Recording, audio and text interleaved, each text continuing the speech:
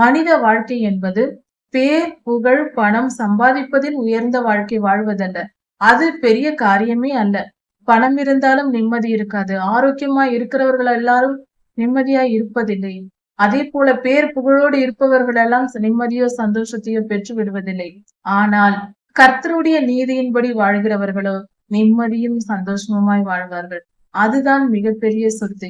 இவ்வுலகத்தில் நாம் சம்பாதிக்க வேண்டிய சொத்து நிம்மதி. அந்த நிம்மதியை சம்பாதிக்க கர்த்தருடைய நீதியின் பாதை மட்டுமே சரியாக இருக்கும். கர்த்தருடைய வழிகளில் நாம் நடக்கும் போதுதான் அந்த நிம்மதி என்ற புதையல், அந்த பொக்கிஷம், அந்த சொத்து, அந்த செல்வாக்கு நமக்கு கிடைக்கும். நம்முடைய பிதாவாகிய தேவனுடைய அன்பும் ஆண்டவராகிய இயேசு கிறிஸ்துவின் கிருபையும் சமாதானமும் உங்கள் அனைவரோடும் கூட என்றென்றைக்கும் இருப்பதாக. தலைப்பு: நான் உன்னை விட்டு விலகுவதும் இல்லை, உன்னை கைவிடுவதும் இல்லை. 1 சாமுவேல் 12ஆம் அதிகாரம். கர்த்தருடைய ஊழியக்காரர்கள் எப்படி உண்மையும் நேர்மையுமாய் பண ஆசை இல்லாதவர்களாய் வாழ வேண்டும் என்பதை குறித்து சாமுவேல் ஐயாவின் வாழ்க்கையை குறித்து இதில் சொல்லப்பட்டிருக்கிறது. இதை போல ஒவ்வொரு கர்த்தருடைய ஊழியக்காரரும் வாழ வேண்டும் என்பதை நாம் இந்த வேத பகுதியில் கற்றுக்கொள்ளலாம். சாமுவேல் ஐயா சவுலை ராஜாவாக அபிஷேகம் பண்ணினார். சவுல் அம்மோனியனான நாகாசுடன் யுத்தம் பண்ணி அவனை வெற்றி பெற்றார். இந்த நிலையில் சவுல் ராஜா தேசத்தை ஆண்டு கொண்டிருந்தார்.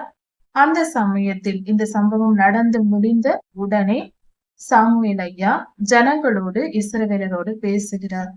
அது என்னவென்றால், நான் வயது முதிர்ந்தவன் ஆனேன் என்று சொல்லுகிறார். எனக்கு வயதாகிவிட்டது. என்னுடைய பிள்ளைகள் உங்களோடு இருக்கிறார்கள். நான் கூடிய விரைவில் இறந்து விடுவேன் என்பதன் பொருளாக தன்னுடைய பொறுப்புகளை எல்லாம் ஒப்படைக்கும்படியாக அவர் பேசுகிறார் சாமுவேல் ஐயா. அப்பொழுது அந்த ஜனங்களை பார்த்து கேட்கிறார், நான் என்றாவது யாருடைய கழுதையாவது ஆடு மாடுகளையாவது நான் அபகரித்து கொண்டேனா? யாருக்காவது துன்பத்தை கொடுத்தேனா? யாரிடமாவது லஞ்சம் வாங்கினேனா? லஞ்சம் வாங்கி கொண்டு அநியாயம் செய்தேனா? ஒருவர் தவறை மறைத்து வைத்தேனா? கஞ்சாடையா இருந்தேனா என்று சொல்லப்பட்டிருக்கிறது. அப்படியானால் லஞ்சம் வாங்கி கொண்டு தவறு செய்கிறவர்களை கண்டு கொள்ளாமல் இருப்பது, இதுவும் பாவமா இருக்கிறது.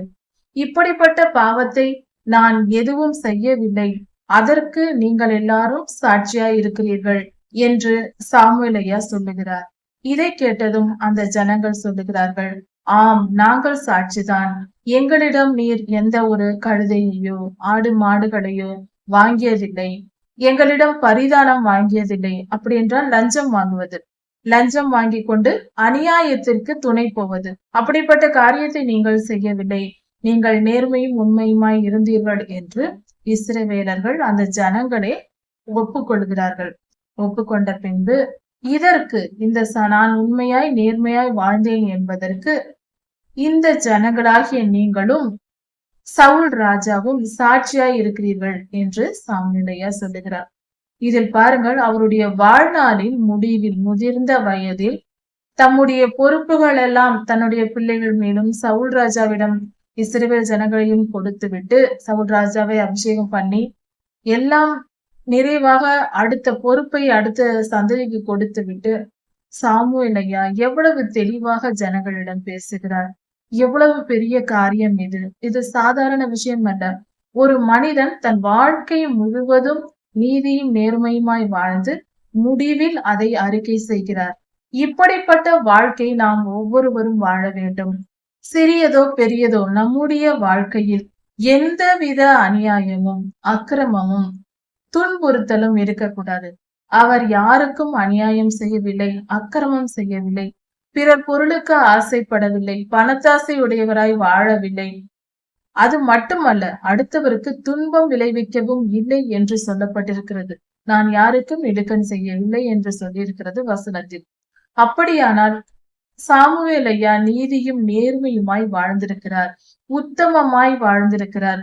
அப்படிப்பட்ட வாழ்க்கை ஒவ்வொரு ஊழியரும் வாழ வேண்டும். கர்த்தருடைய பிள்ளைகள் அனைவருமே இப்படிப்பட்ட உண்மையும் நேர்மையுமான வாழ்க்கை வாழ வேண்டும் என்பதை சாமுவேல் தீர்க்கதரிசி ஐயாவிடம் கற்றுக்கொள்ள வேண்டும். அவருடைய பிறப்பை சற்று யோசித்து பார்க்க வேண்டும். அன்னாள் அம்மாவுக்கு முதல் குழந்தையாக சாமுவேலையா பிறந்தார். சாமுவேலையா பிறப்பதற்கு முன்பாக திருமணமாகி பல வருடங்கள் மலடியாய் இருந்தவர் அவருடைய தாயார். அவர் வந்து தேவாலயத்தில் ஜெபித்து, எனக்கு ஒரு பிள்ளை தாரும் ஆண்டவரே, அந்த பிள்ளையை உமக்கே நான் தருவேன் என்று சொன்னார். அதன்படி அன்னாள் அம்மாவுக்கு கர்த்தர் குழந்தையை கொடுத்தார். அந்த குழந்தை பால் மறந்த பின்பு 2-3 வயது ஆன பின்பு அந்த குழந்தையாகிய சாமுவேல் ஐயாவை கொண்டு வந்து ஏலி தாத்தாவிடம் தேவாலயத்தில் அன்னாள் அம்மா ஒப்படைத்தார்கள்.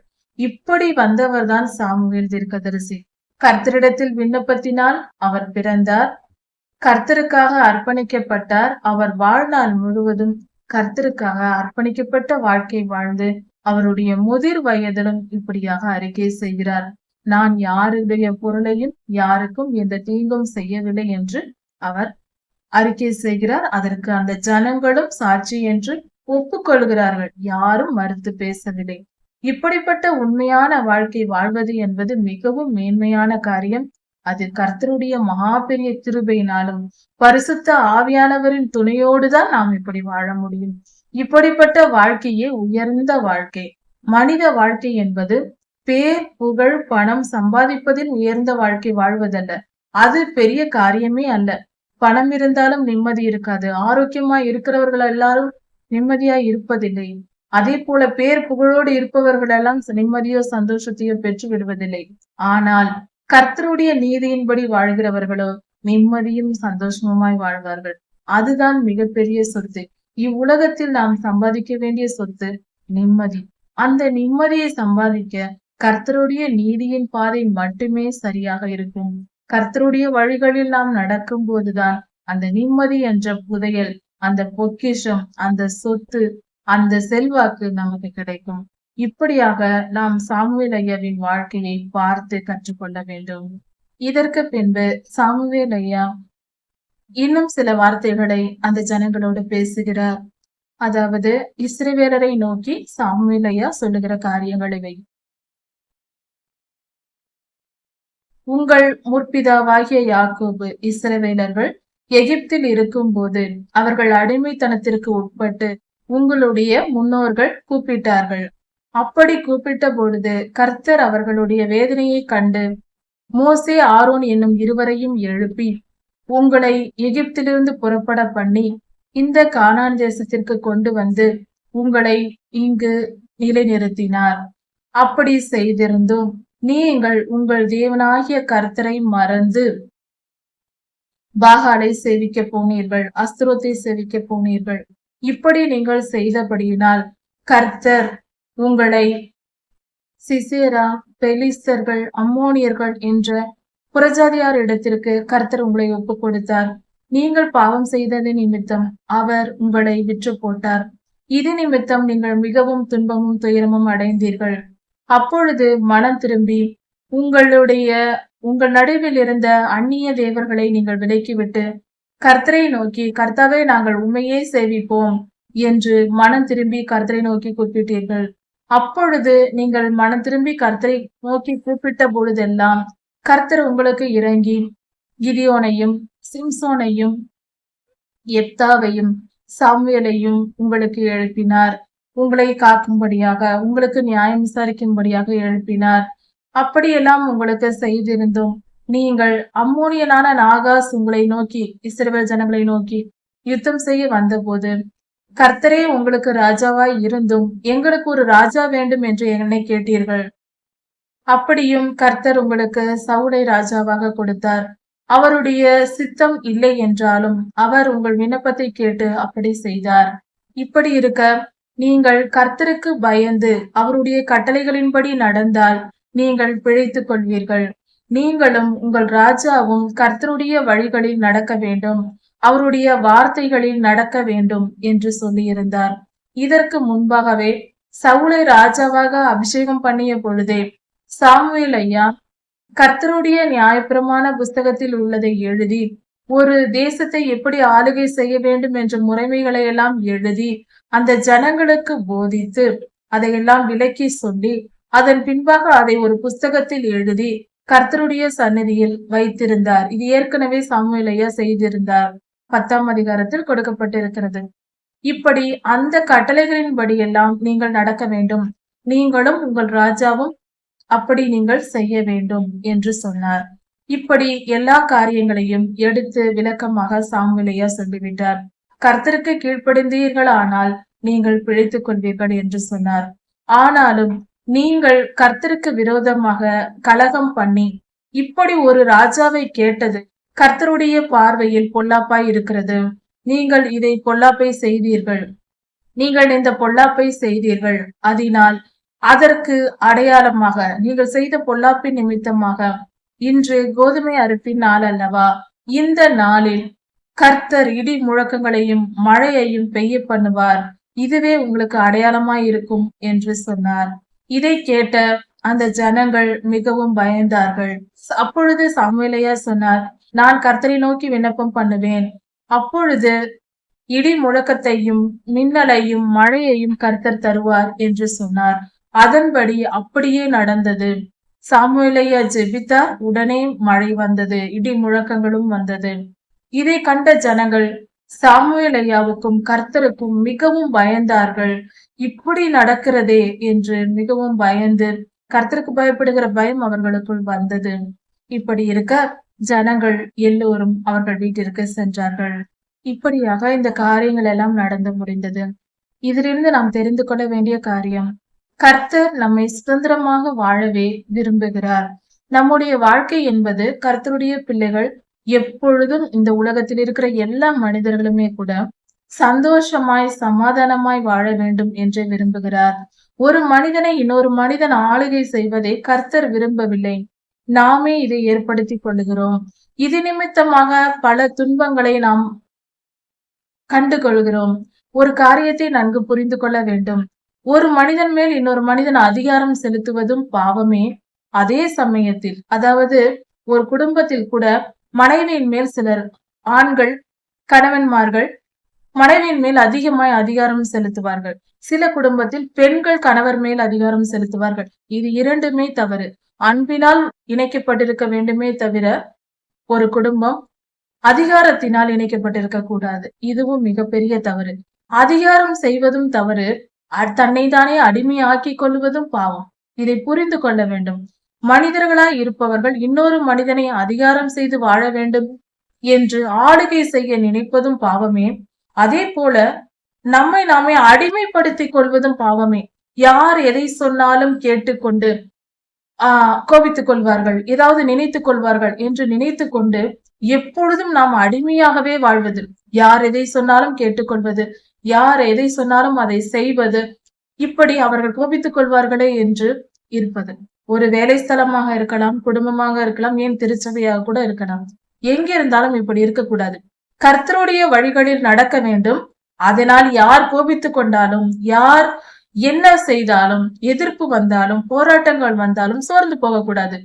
யுத்த களத்தில் நிற்க தயாராக இருக்க வேண்டும். கர்த்தருடைய சேனை என்பதே கர்த்தருடைய பிள்ளைகளுக்கு கர்த்தர் கொடுத்திருக்கிற நாமமாய் இருக்கிறது. அப்படி இருக்க நாம் பயந்து அடிமை புத்தியோடும் வாழக்கூடாது, மிரட்டி அதிகார வர்க்கத்தோடும் வாழக்கூடாது.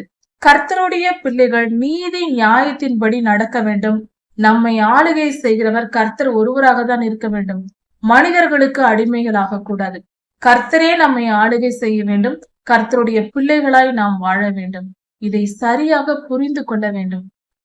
அடிமை புத்தியும் பாவமே, அதிகாரம் பண்ணுவதும் பாவமே. இது இரண்டும் தவறாய் இருக்கிறது. அதனால் தயவு செய்து இந்த இரண்டு மனப்பாங்கை எடுத்து போட்டுவிட்டு நாம் கர்த்தருக்கு பிரியமாய் நடக்க வேண்டும். கர்த்தருடைய பிரசன்னத்தில் அவருடைய நீதியின் வழியில் வாழ வேண்டும். துன்பமோ இன்பமோ பாடுகளோ போராட்டமோ சமாதானமோ எது இருந்தாலும் இல்லாவிட்டாலும் நீதியின் பாதையை மட்டும் விட்டுவிடக் கூடாது.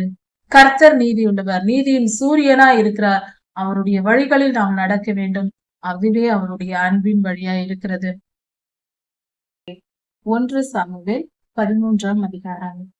கர்த்தருடைய ஆசீர்வாதத்தை பெறுவதற்கு கர்த்தருக்கு கீழ்ப்படிதலே ஒரே வழி.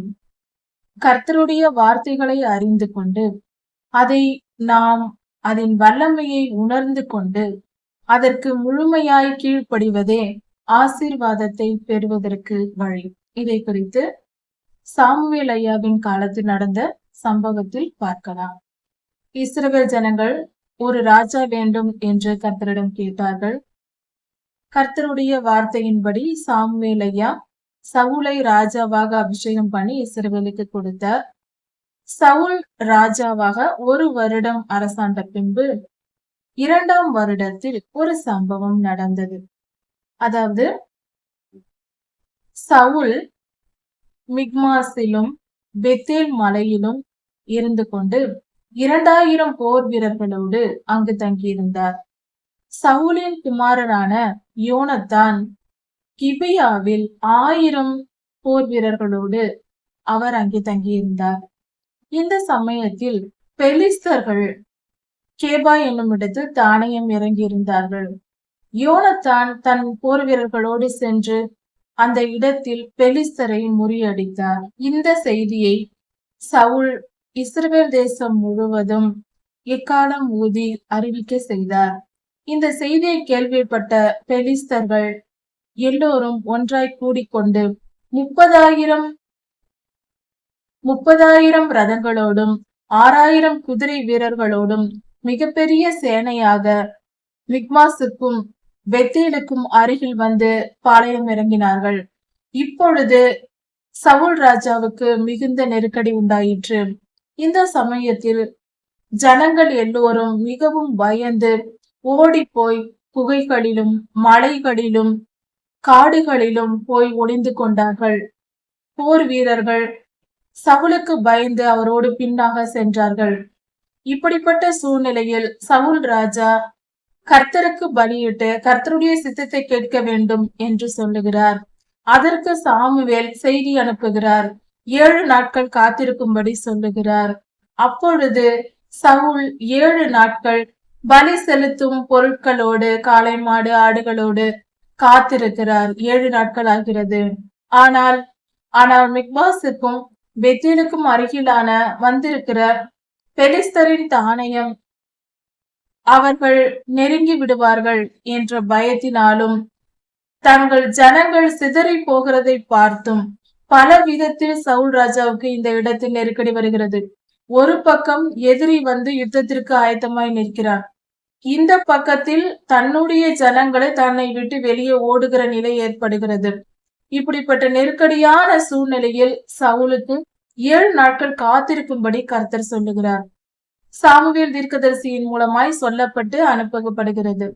இந்த நிலையில் சூழ்நிலைகளை பார்த்து சவுல் ராஜா செய்த தவறு, கர்த்தருக்கு கீழ்ப்படுகிற இருதயம் இருந்திருந்தாலும் சூழ்நிலைகளை பார்த்து பயந்து தன்னை விட்டு மீறி போகிறது என்று, அதாவது நாம் தோல்வி அடைந்து விடுவோம், பெலிஸ்தரின் தானியம் நம்மை முறியடித்து விடும், ஜனங்கள் எல்லாம் நம்மை விட்டு சிதறி போகிறார்கள், ராஜ்யபாரம் நம்மை விட்டு நீங்கி போகும் என்று நினைத்து, இப்படியெல்லாம் நடக்கலாம் என்று நினைத்து கர்த்தர் சொல்லிய வார்த்தையை மீறி 7 நாட்கள் காத்திருந்தார். ஆனால் அதன் நேரம் முடிவதற்குள் 7ஆம் நாள் முடிவதற்குள் அவசரப்பட்டு காளை மாட்டையும் பலிக்கு தேவையான பொருள்களையும் கொண்டு வர செய்து தானே சவுல் ராஜா பலி கொடுத்து விட்டார். இப்படி பலி கொடுத்து முடிந்த பின்பு சாமுவேல் தீர்க்கதரிசி அங்கு வருகிறார். அப்பொழுது சாமுவேல் ஐயா பார்த்துவிட்டு, தீர்க்கதரிசியான சாமுவேல் ஐயா, இந்த காரியத்தை பார்த்துவிட்டு ஏன் இப்படி செய்தீர்? கர்த்தருக்கு கீழ்ப்படிந்து கர்த்தருக்கு பயப்படாமல் ஜனங்களை பார்த்து தவறு செய்தீரே என்று கேட்கிறார். இப்படி சொல்லிய பின்பு, கர்த்தர் உம்மை விட்டு இந்த ராஜ்யபாரத்தை எடுத்து போடுவார், கர்த்தருடைய கோபத்துக்கு ஆளானீர் என்று சொல்லிவிட்டு வேறு ஒரு மனிதனை கர்த்தர் அபிஷேகம் பண்ணிவிட்டார் உம்முடைய ராஜ்யத்தை ஆளுவதற்கு என்று சொல்லிவிட்டு சாமுவேல் ஐயா புறப்பட்டு செல்லுகிறார். அதாவது சாமுவேல் ஐயா சொல்லிய போது 7 நாட்கள் காத்திரு என்று சொல்லி இருந்தும் சூழ்நிலைகளை பார்த்து சவுல் ராஜா அவசரப்பட்டு பலி கொடுத்து விட்டார்.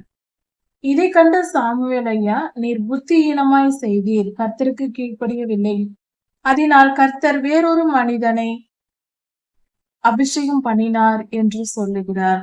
இப்படி சவுல் ராஜா செய்த கீழ்ப்படியாமையினால் அவருடைய வம்சத்திற்கு தொடர்ந்து வரவேண்டிய கர்த்தருடைய ஆசீர்வாதமான ராஜ்யபாரம் சவுலை விட்டு நீங்கி போயிற்று. கர்த்தர் கொடுத்த எல்லா ஆசீர்வாதங்களும் ஏன் கடைசியில் அபிஷேகத்தையும் இழந்து போகிறார் சவுல் ராஜா. இது மிகப்பெரிய கொடுமையான விஷயம். கர்த்தருடைய அன்பை ருசித்து அவர் ஆசீர்வாதத்தில் வாழ்ந்த பின்பு அதை விட்டு பொல்லாப்புக்கு இடம் கொடுத்து வாழ்வது என்பது மிகவும் கடினமாய் இருக்கும் வாழ்க்கை. கர்த்தருக்கு கீழ்ப்படியும் பொழுதுதான் நமக்கு ஆசீர்வாதம் கிடைக்கும். இந்த காரியங்கள் நடந்த பின்பாக அங்கு யுத்தத்திற்கு ஆயத்தப்படுவதற்கு சவுல் ராஜா தன் இடத்தில் இருக்கிற போர் வீரர்களை எண்ணி பார்க்கும்போது 600 பேர் மட்டுமே இருக்கிறார்கள். அந்த 600 பேரிடத்திலும் சவுல் ராஜாவிடமும் யோனத்தானிடமும் அவரது குமாரனான யோனத்தானிடமும் மட்டுமே ஆயுதங்கள் இருந்தது. மற்ற யாரிடத்திலும் போர் ஆயுதங்கள் இல்லை. ஈட்டி, கடப்பாரை, வாள் போன்ற காரியங்களை வைத்திருப்பார்கள். அவைகள் எதுவும் இல்லை. அந்த காலத்தில் போர் கருவிகளை கூர்மையாக்குகிற மண்வெட்டிகள், கடப்பாறைகள், ஈட்டிகள் போன்ற பொருள்களை கூர்மையாக்குகிற அந்த ஆயுதங்கள், அந்த பயன்படுத்துகிற பொருள்கள், டூல்ஸ் என்று சொல்லுவோம், அவைகள் பெலிஸ்தரிடத்தில் இருந்தது, இஸ்ரவேலரிடத்தில் இல்லை. அதனால் அவர்கள் யுத்தத்திற்கு செல்வதற்கு ஆயுதங்கள் இல்லாமலே செல்ல வேண்டிய சூழ்நிலை ஏற்பட்டது. அதை தயாரிக்கும் முறைகள், அதற்கு தேவையான உபகரணங்கள் இஸ்ரவேலரிடத்தில் இல்லாமல் இருந்தது. இதையும் சற்று கவனித்துக் கொள்ள வேண்டும். இப்படியாக சூழ்நிலை வந்த பின்பு சவுலும் அவரது குமாரனான யோனத்தானும் இருவரும் தங்களுடைய போர் வீரர்களோடு கிபியாவில் வந்து தங்கிவிட்டார்கள். அதற்கு முன்பாகவே சாமுவேல் ஐயா சவுலிடம் பேசிவிட்டு அவரும் கிபியாவில் வந்து தங்கிவிட்டார். இப்படியாக இஸ்ரவேல் ஜனங்கள், இஸ்ரவேலரின் ராஜா கிபியாவுக்கு வந்து சேர்ந்தார். ஆனால் பெலிஸ்தரோ மிக்மாசுக்கும் பெக்தேலுக்கும் அருகில் தானியம் இறங்கியிருந்தார்கள். இப்படியாக இந்த சம்பவங்கள் எல்லாம் நடந்து முடிகிறது. இந்த காரியங்களில் நாம் கவனிக்க வேண்டிய விஷயங்கள் என்ன? இந்த வேத பகுதியில் நமக்கு சொல்லப்பட்டிருக்கிறது, கர்த்தருடைய வார்த்தைக்கு கீழ்ப்படியும் பொழுது நாம் ஆசீர்வாதத்தை பெற்றுக் கொள்கிறோம். நம்மை நாம் தாழ்த்தும் போது கர்த்தருடைய ஆசீர்வாதம் நமக்கு வருகிறது. அந்த ஆசீர்வாதத்தை பெற்றுக்கொள்வதற்கு நம்மை தாழ்த்தி கர்த்தருக்கு கீழ்ப்படிந்து வாழும் போது கர்த்தருடைய ஆசீர்வாதம் நமக்கு வருகிறது. அந்த ஆசீர்வாதத்தை காத்து கொள்ள அந்த தாழ்மையும் கீழ்ப்படிதலும் தொடர்ந்து இருக்க வேண்டும்.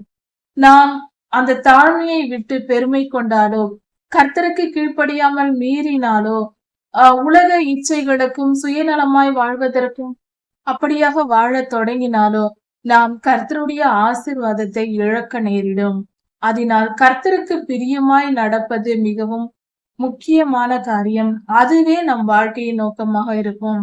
பலரிடம், சிறு பிள்ளைகள், படிக்கிற பிள்ளைகளிடம் கேட்டால் உன்னுடைய வாழ்க்கையின் நோக்கம் என்ன என்றால் அவர்கள் பல தொழில்களை சொல்லுவார்கள். நான் இந்த வேலைக்கு செல்ல போகிறேன், அந்த வேலைக்கு செல்ல போகிறேன் என்று. அதுவல்ல வாழ்க்கையின் லட்சியம். அதை நாம் பிள்ளைகளுக்கு போதிக்க கூடாது. அது ஒரு பிழைப்புக்கான ஒரு வேலை, ஒரு காரியங்கள் மட்டுமே. அது நிரந்தரமானது அல்ல. கர்த்தருடைய வார்த்தை மட்டுமே நிரந்தரமானது. கர்த்தருடைய வழிகளில் நடப்பதையே நாம் போதிக்க வேண்டும். கர்த்தருக்கு பிரியமாய் வாழ்வதே ஒவ்வொரு பிள்ளைகளுடைய நோக்கமாய் இருக்க வேண்டும். ஒரு மனிதனுடைய நோக்கமும் கர்த்தருடைய சித்தம் இன்னதென்று அறிந்து அதன்படி செய்வதையே நாம் நோக்கமாக கொண்டிருக்க வேண்டும். கர்த்தருக்கு பிரியமாய் நடப்பதே நம்முடைய வாழ்க்கையின் லட்சியமாக இருக்க வேண்டும். நோக்கம், லட்சியம், பேஷன் என்று சொல்லுவார்கள். என் உயிருக்குயிராய் நான் நேசிக்கிற காரியங்கள், இவை எல்லாமே கர்த்தருடைய வழியாய் இருக்க வேண்டும். கர்த்தர் காட்டுகிற வழியில் நடப்பதற்கு நாம் மிகவும் ஆவல் உள்ளவர்களாக, ஆசை உள்ளவராக, வெறித்தனமாய் செயல்படுகிறவர்களாக, தன்னை மறந்து கர்த்தருடைய சித்தத்தை நிறைவேற்றுகிறவர்களாக, சுயநலத்தை மறந்து கர்த்தருக்கு வேலை செய்கிறவர்களாக இருக்க வேண்டும். அப்படிப்பட்டவர்களே கர்த்தருக்கு பிரியமானவர்களாய் இருப்போம். கர்த்தருக்கு பிரியமான வாழ்க்கை வாழ்வதே இவ்வுலக வாழ்க்கையின் புத்திசாலித்தனமான முடிவு. இவ்வுலக ஆசீர்வாதங்களையும் பெற்றுக்கொண்டு நித்திய ஜீவனையும் பங்கடைவதற்கு அது ஒன்றே வழி.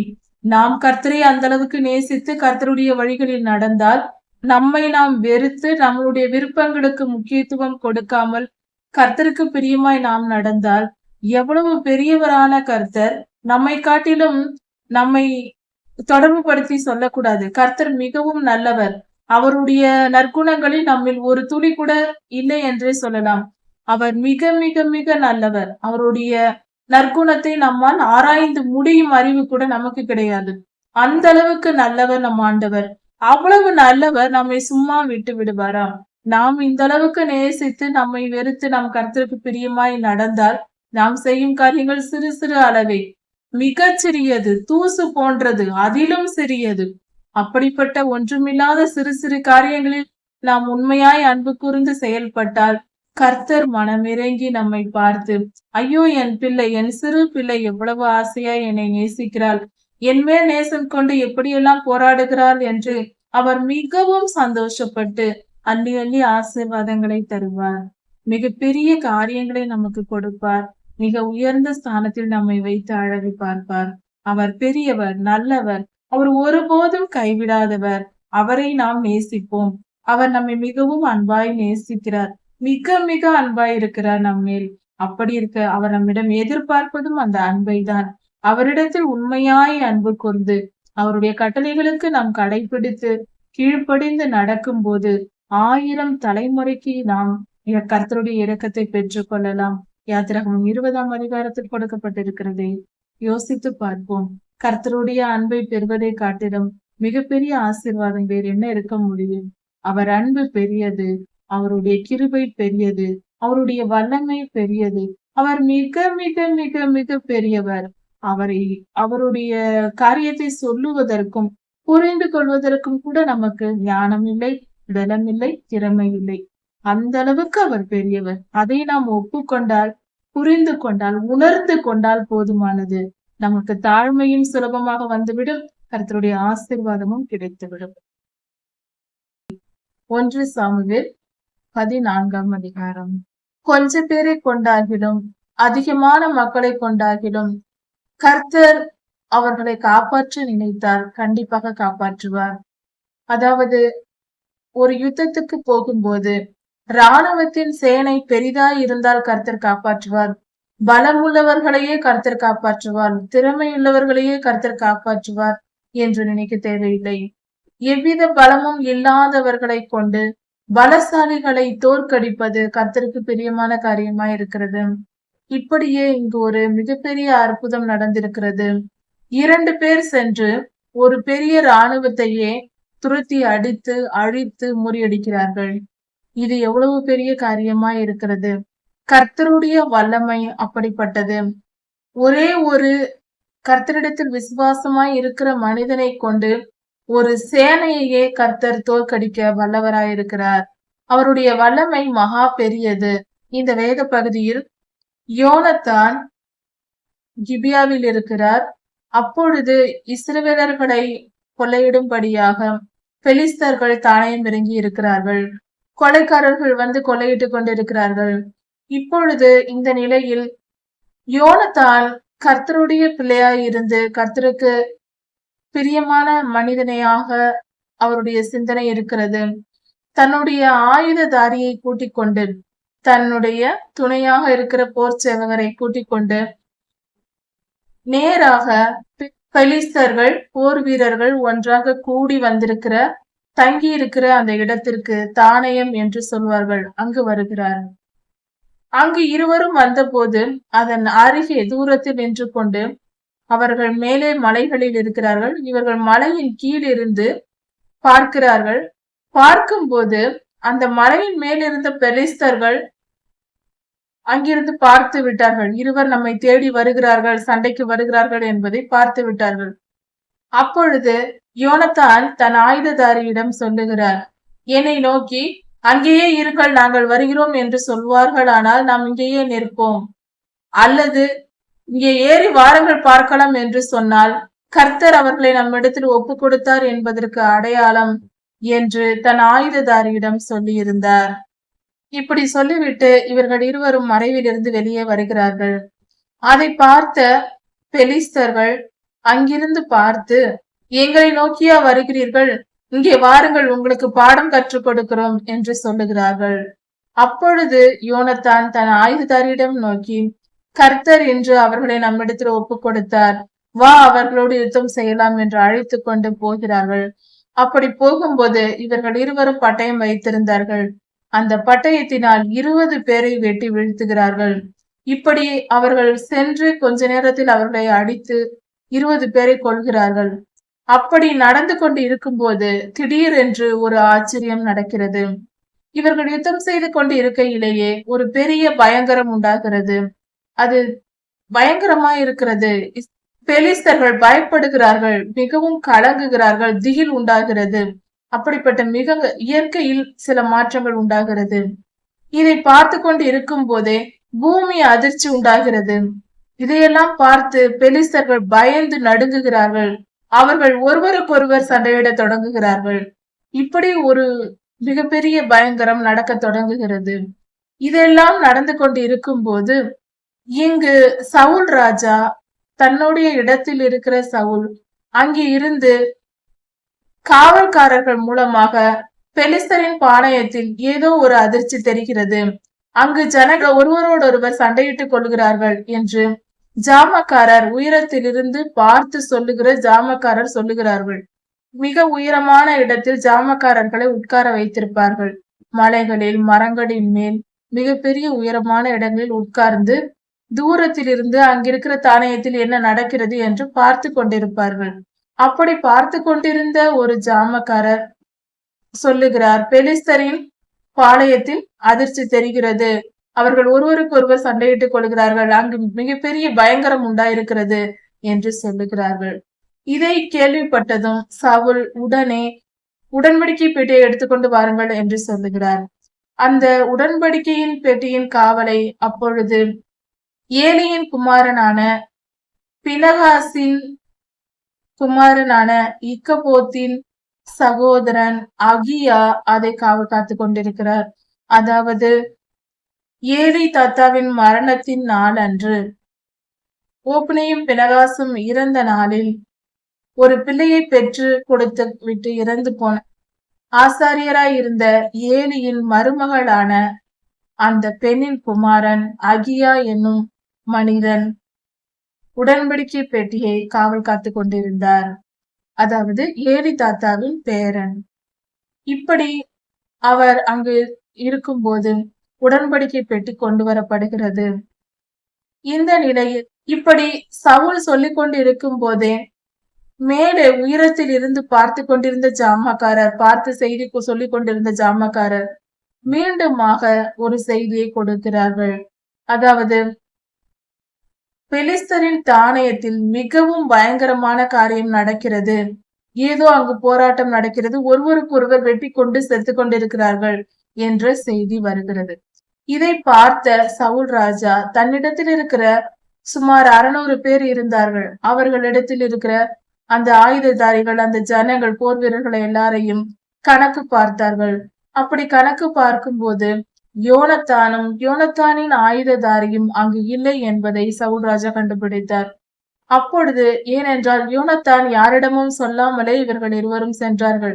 அதனால் சவுல் ராஜா அறிந்து கொண்டு யோனத்தானும் ஆயுததாரியும் இல்லை, அவர்களே அங்கு சென்றிருக்க வேண்டும், வாங்கள் போகலாம் என்று தங்கள் படைகளை திரட்டி கொண்டு பெலிஸ்தரின் தானியத்துக்கு போகிறார்கள்.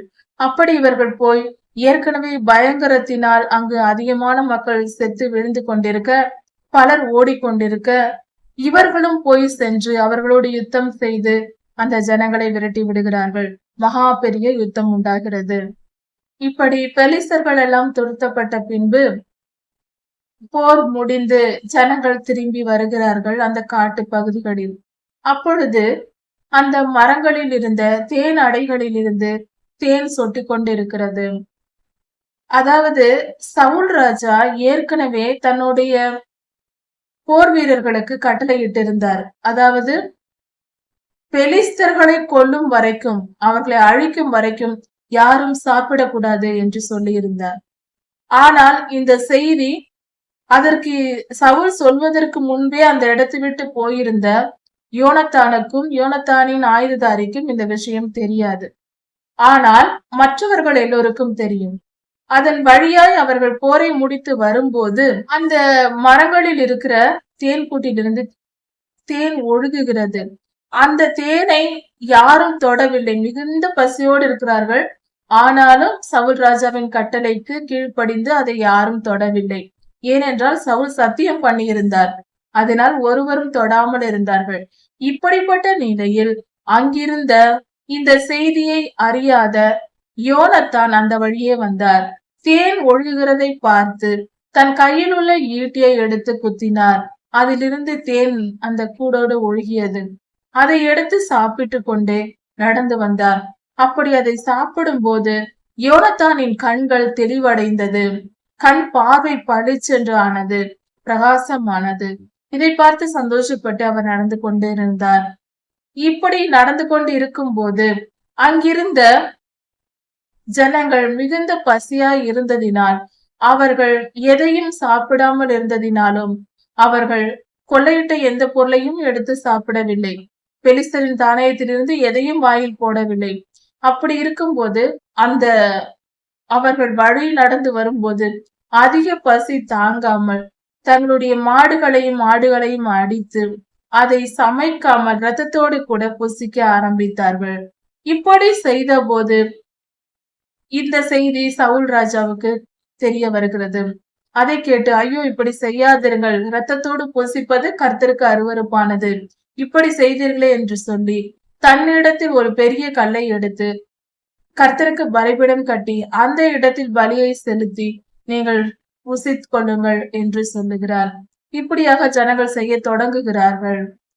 இது நடந்து முடிந்த பின்பாக சவுல் ராஜா கர்த்தரிடம் ஜெபிக்கும்படியாக உடன்படிக்கை பெட்டியை எடுத்துக்கொண்டு வாருங்கள், நான் பின்தொடர்ந்து போய் பெலிஸ்தரை ஒன்றுமில்லாமல் போக பண்ணுவேன், அவர்களை அழித்து போடுவேன் என்று சொல்லுகிறார். அப்பொழுது ஆசாரியராய் இருந்த அகியா கர்த்தரிடம் கேட்போம் என்று சொல்லுகிறார்.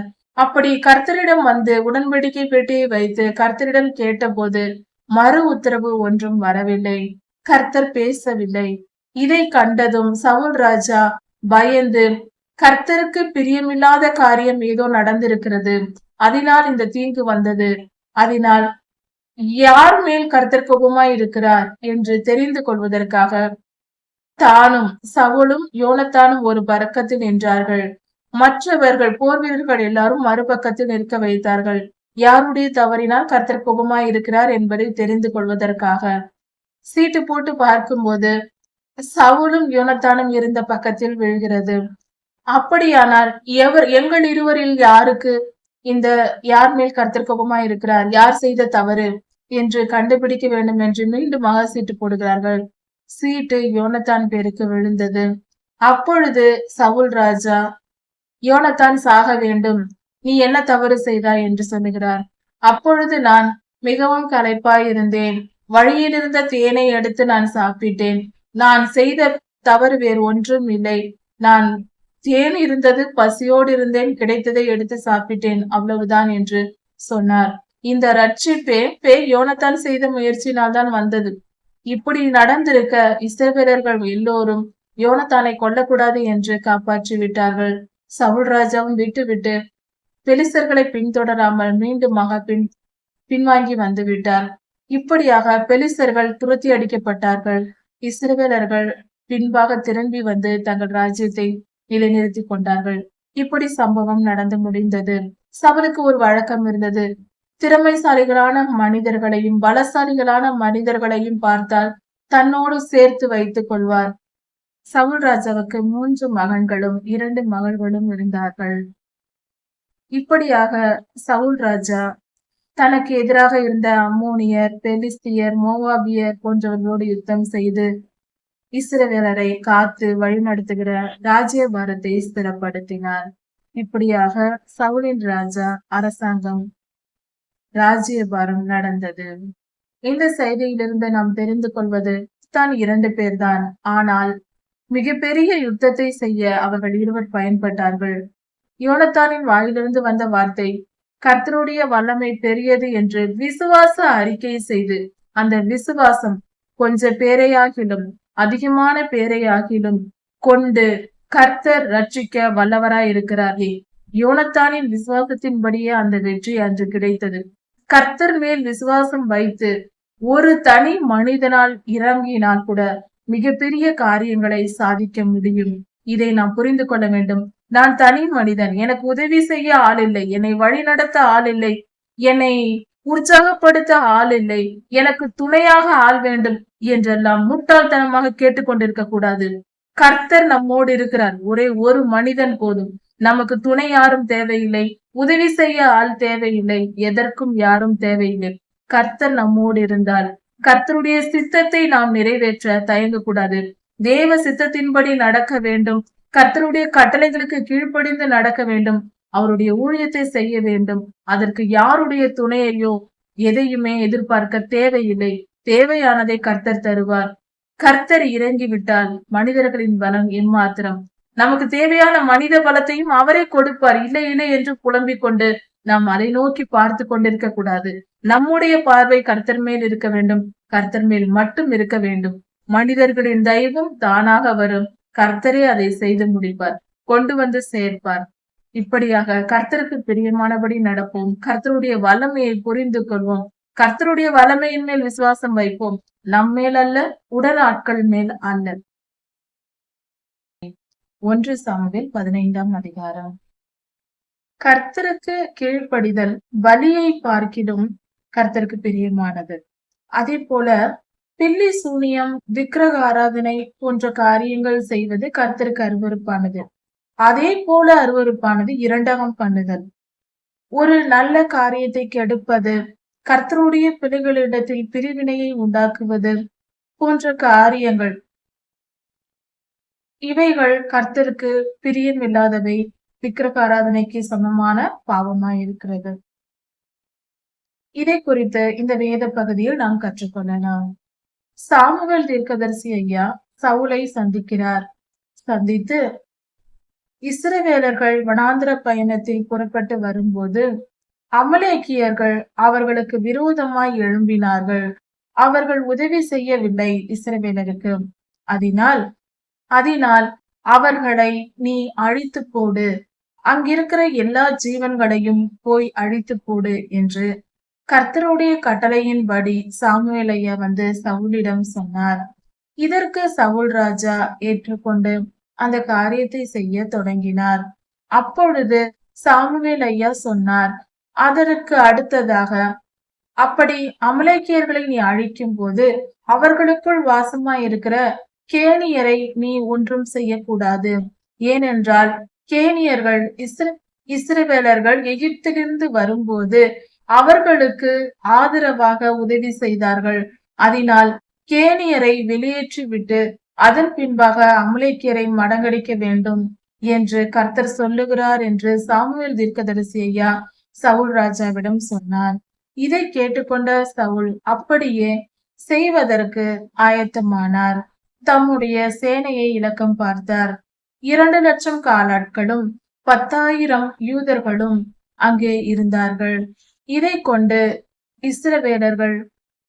இதை கொண்டு சவுல் ராஜா அமலேக்கியருடன் யுத்தம் செய்ய புறப்பட்டு சென்றார். அங்கு அமலேக்கியரை யுத்தம் செய்து மடங்கடித்து அமலேக்கியரின் ராஜாவாகிய ஆகியாவை உயிரோடே பிடித்து கொண்டு மற்ற எல்லாவற்றையும் அழித்து விட்டு ஆடு மாடுகளில் சிறந்தவைகளாக இருக்கிறவைகளை மட்டும் செழிப்பாய் நன்றாக இருக்கக்கூடிய நல்ல பொருள்களாய் இருக்கக்கூடியவைகளை மட்டும் உயிரோட எடுத்துக்கொண்டு வந்தார். ஆகியாவையும் உயிரோட கூட்டிக் கொண்டு வந்து விட்டார். மற்றவைகளை அழித்து போட்டார். இப்படி நடந்து முடிந்தது. இப்படியாக சவுல் ராஜா செயல்பட்டார். கர்த்தர் இதை பார்த்தார். சாமுவேல் ஐயாவிடம் கர்த்தர் பேசினார்.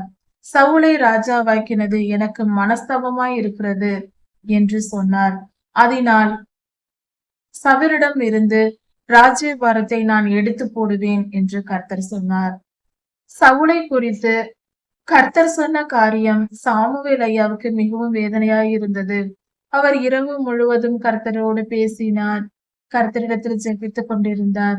பின்பு காலையில் எழுந்து சவுலை பார்க்க வந்தார். சாமுவேல் வருவதை கண்ட சவுல் ராஜா எழும்பி நின்று மரியாதை செலுத்தி அவரை வரவேற்று பேசி, நான் கர்த்தருடைய செயலை செய்து முடித்தேன், கர்த்தரிட்ட கட்டளையை நிறைவேற்றினேன் என்று சொன்னார். அதை கேட்ட சாமுவேல், அப்படியானால் என் காதுகளில் விழுகிற ஆடு மாடுகளின் சத்தம் என்ன? அது எங்கே இருந்து வருகிறது என்று கேட்டார். அதை கேட்டதும் சவுல் ராஜா, நாங்கள் நாங்கள் அமலேக்கியரை முறியடித்தோம்.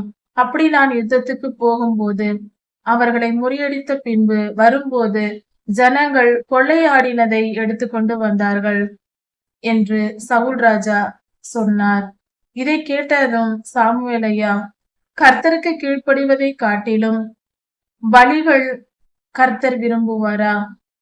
அவருடைய சொல்லுக்கு கீழ்ப்படிவதே முக்கியம் என்று சொன்னார். பலிகளை பார்க்கிலும் கர்த்தருக்கு கீழ்ப்படிதலும், ஆட்டு கடாக்களை கொடுப்பதை பார்க்கிலும் கர்த்தருக்கு செவி கொடுக்க சேர்வதே நலம் என்று சாமுவேல் ஐயா சொல்லுகிறார். அதாவது கர்த்தருக்கு பலி கொடுக்க வேண்டும் என்று நினைப்பதை விட, அதைவிட மிக முக்கியமானது, நாம் கர்த்தருக்கு பலி செலுத்தாவிட்டாலும் கூட கீழ்ப்படிதல் உள்ளவர்களாய், கர்த்தருடைய வார்த்தைக்கு செவி கொடுக்கிறவர்களாய் நாம் இருந்தால் அது கர்த்தருக்கு பிடிக்கும். நாம் பலிகளை மட்டும் கர்த்தருக்கு செலுத்திவிட்டு, அதாவது இந்த காலத்தில் நாம் கர்த்தருக்கு துதி பலி செலுத்துகிறோம். அப்படி நாம் துதி பலி செலுத்தி கொண்டு கர்த்தருடைய வார்த்தைக்கு செவி கொடுக்காமல் அவருக்கு கீழ்ப்படியாமல் நாம் இருந்தால் அது கர்த்தருக்கு பிரியமில்லாத காரியம். கர்த்தருக்கு கீழ்ப்படிந்து அவருடைய வார்த்தைக்கு செவி கொடுக்கிறவர்கள் மேலேயே கர்த்தர் பிரியமாய் இருப்பார். இதை நாம் புரிந்து கொள்ள வேண்டும். பலி செலுத்துவதெல்லாம் கர்த்தருக்கு கீழ்ப்படிதலை நாம் வெளிப்படுத்துவதற்காக தானே தவிர, கர்த்தருக்கு கீழ்ப்படியாமல் நான் பலி செலுத்தி கொண்டே இருக்கிறேன், நன்மையை பெற்றுக்கொள்வேன் என்று சொல்வது தவறானது. கர்த்தருக்கு கீழ்ப்படிதலே முக்கியம். அதே போல இரண்டகம் பண்ணுதல் பில்லி சூனிய பாவத்திற்கு சமமாய் இருக்கிறது என்று கர்த்தர் சொல்லுகிறார். இரண்டகம் பண்ணுதல் அதாவது குடும்பத்தில் குழப்பங்களை கொண்டு வருவது, திருச்சபையில் குழப்பத்தை ஏற்படுத்துவது. எங்கெல்லாம் கர்த்தருடைய பிள்ளைகள் ஒன்று சேர்ந்து ஒத்துமையாக இருக்கிறார்களோ ஒருவருக்கொருவர் அப்படிப்பட்டவர்களை பகையை உண்டாக்கி பிரிவினையை ஏற்படுத்துவது பில்லி சூனிய பாவத்திற்கு சமமாய் இருக்கிறது என்று வேதம் சொல்லுகிறது.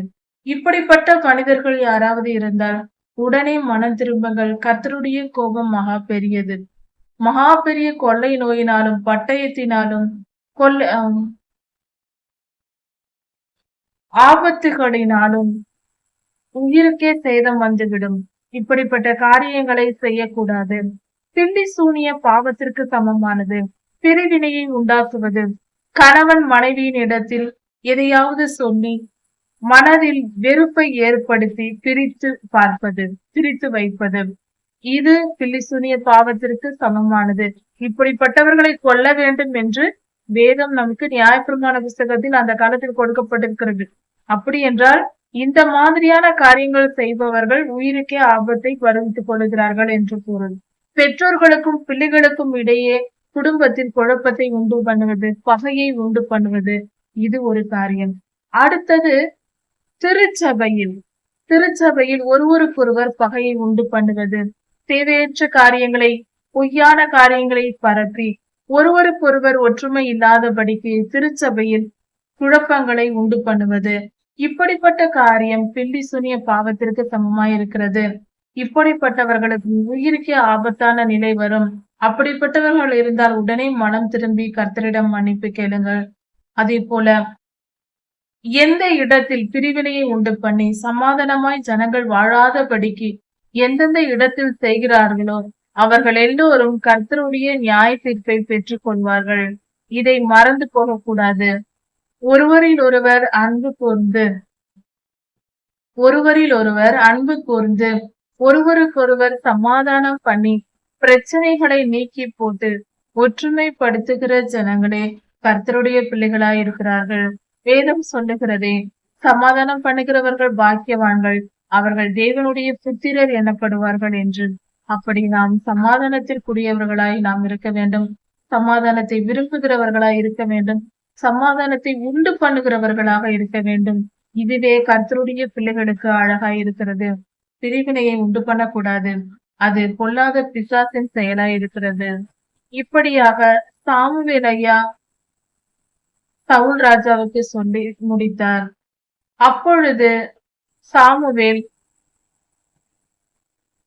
அப்பொழுது சவுல் ராஜா, அதாவது இந்த இடத்தில்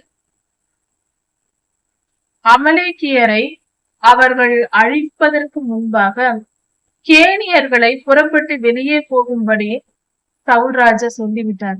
அவர் சொன்ன வார்த்தையை கேட்டு கேனியர்கள் அமலேக்கியரை விட்டு புறப்பட்டு போய்விட்டார்கள். அதன் பின்பே அமலேக்கியர்கள் கொல்லப்பட்டார்கள். இப்படி செய்ததினால் அந்த இடத்தில் சரியாக அமைந்தது. சவுல் ராஜா சாமுவேல் தீர்க்கதரிசியிடம் சொல்லுகிறார், நான் அந்த அமலேக்கியரை முறியடித்தேன். ஜனங்களோ கொள்ளையாடின பொருட்களை, ஆடு மாடுகளை, சிறந்ததை பலி கொடுக்க சாபத்தீடானதை எடுத்துக்கொண்டு வந்தார்கள். உம்முடைய தேவனுக்கு பலி செலுத்துவதற்காக என்று சொல்லுகிறார். உம்முடைய தேவனுக்கு என்று சொல்லுகிறார். சவுல் ராஜா ஒரு பென்யமீன் கோத்திரத்து மனிதராய் இருக்கிறார். இஸ்ரவேலரின் பென்யமீன் கோத்திரத்து மனிதர். கர்த்தர் யாருக்கு சொந்தமானவர்? வெறும் சாமுவேல் தீர்க்கதரிசிக்கு மட்டுமா சொந்தமானவர்? சவுல் ராஜா 2 முறை சொல்லுகிறார், உம்முடைய தேவனுக்கு பலியிட நாங்கள் ஆடு மாடுகளை கொண்டு வந்தோம். உம்முடைய தேவனுக்கு பலியிட என்று சொல்லுகிறார். ஆகாசையும் கொன்று போடவில்லை. அதாவது அமலேக்கியரின் ராஜாவாகிய ஆகாசையும் கொன்று போடவில்லை.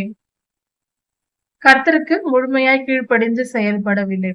இதை கேள்விப்பட்ட சாமுவேல், ஆகாசை கொண்டு வாருங்கள் என்று சொல்லுகிறார். ஆகாஸ் கொண்டு வரப்படுகிறான். அப்பொழுது ஆகாஸ் சொல்லுகிறான், நான் இன்று தப்பித்தேன், பிழைத்துக் கொண்டேன் என்று சொல்லுகிறான்.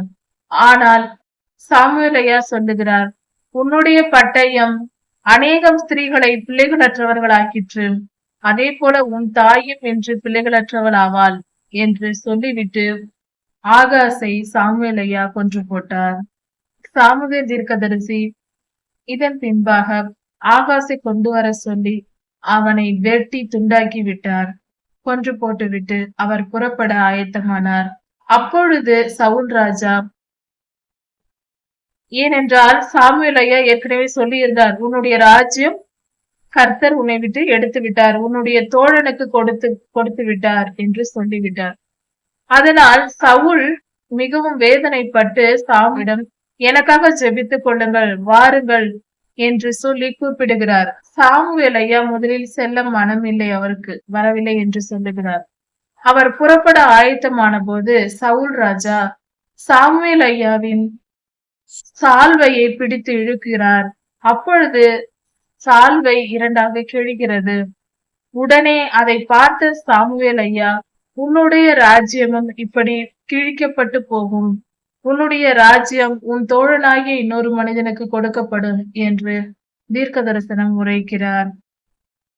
அதன் பின்பு சவுல் ராஜா, எனக்காக ஜெபியும், எனக்காக வேண்டிக் கொள்ளும், வாரும் என்று மிகவும் வற்புறுத்தி அழைக்கிறார். சாமுவேல் ஐயா அவரோடு செல்லுகிறார். இப்படியாக இந்த சம்பவங்கள் எல்லாம் நடந்து முடிந்தது. சவுல் ராஜா சாமுவேல் ஐயா வருவதற்கு முன்பே கர்மேல் பர்வதத்தில் சென்று ஜெயஸ்தம்பம் ஒன்று கட்டுகிறார். இது மிகப்பெரிய தவறா இருக்கிறது. அதாவது அமலேக்கியரை முறியடித்த பின்பு வந்த உடனே ஜெயஸ்தம்பம், கர்மேலில் சென்று ஜெயஸ்தம்பம் கட்டுகிறார். ஒரு பெரிய தூணை ஏற்படுத்தி நான் வெற்றி பெற்று விட்டேன் என்று தன்னுடைய நாமத்திற்கு மேன்மை உண்டாகும். சவுல் ராஜா செய்த தவறுகள் பல. தன்னுடைய நாமத்தை பெருமைப்படுத்தும்படியாக ஜெயஸ்தம்பம் தனக்காக ஏற்படுத்தி கொண்டது. 2 முறை உம்முடைய தேவன் என்று சாமுவேல் ஐயாவை நோக்கி சொல்லுகிறார். இப்படி பலவிதமான மேட்டிமையான காரியங்களை செய்கிறார். ஜனங்களின் பேச்சை கேட்கிறார். கர்த்தருக்கு கீழ்ப்படியவில்லை. தன்னுடைய நாமத்திற்கு மகிமை உண்டாக ஜெயஸ்தம்பம் கட்டுகிறார். பலிகளின் மேல் இச்சை கொள்கிறார், ஆடு மாடுகளின் மேல். இப்படியாக கர்த்தருக்கு கீழ்ப்படியாமல் தன் விருப்பத்திற்கு அவர் நடக்கிறார். இதனால் கர்த்தர் அந்த மனிதனை குறித்து, சவுல் ராஜாவை குறித்து மனஸ்தாபப்படுகிறார். இப்படி நம்முடைய வாழ்க்கையிலும் நாம் இருந்துவிடக் கூடாது. சவுல் ராஜா செய்த தவறுகள் எதுவும் நம் வாழ்க்கையில் இராதபடிக்கு நம்மை நாம் காத்துக்கொள்ள வேண்டும். ஜெபித்தால் சரியாகி விடும் என்று நினைக்க கூடாது. அறியாமல் செய்த பாவத்திற்கு கர்த்தர் மன்னிப்பை தருவார். அறிந்தே செய்த பாவத்திற்கு கர்த்தர் நியாய தீர்ப்பை வழங்குவார். அதை புரிந்து கொள்ள வேண்டும். கர்த்தருக்கு பிரியமாய் நடக்க வேண்டும். சவுல் ராஜாவின் வாழ்க்கையில் இருந்த குற்றங்கள் நம்மிடத்தில் இராதபடிக்கு கர்த்தருக்கு முழுமையாய் கீழ்ப்படிந்து தாழ்மையோடு வாழ்ந்து கர்த்தருடைய தீர்க்கதரிசிகளை கனப்படுத்தி அவர்களை தொடக்கூடாது, அவர்களை துன்புறுத்தக்கூடாது, அவர்கள் இருதயத்தை காயப்படும்படி பேசக்கூடாது. இப்படி கர்த்தருடைய ஊழியர்களை கனப்படுத்தி கர்த்தருக்கு பிரியமாய் வாழ்ந்து கர்த்தருடைய ராஜ்யத்தை சுதந்திரித்துக் கொள்வோம். கர்த்தர் உங்களை ஆசீர்வதிப்பாராக. இதன் தொடர்ச்சியை அடுத்த செய்தியில் பார்க்கலாம். மாரநாதா.